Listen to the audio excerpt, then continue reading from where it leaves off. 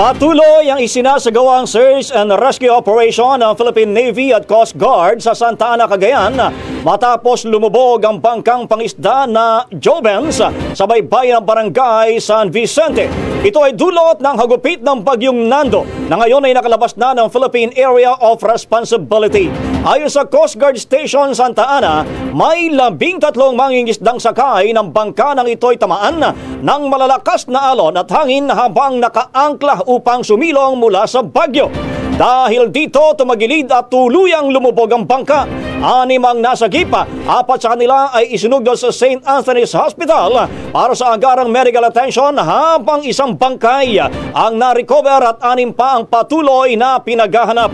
Nagpakalat na ang Coast Guard ng karagdagang puwersa kabilang ang Special Operations Group, Divers Medical Team, High Speed Response at mga rubber boat upang mapabilis ang operasyon.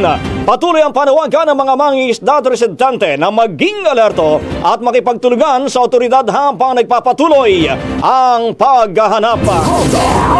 Ang bahaging ito ay hatid sa atin ng Yummyvit ES2 Oral Drops. Simulang tuparin ang pangarap ng iyong anak. And stunting now!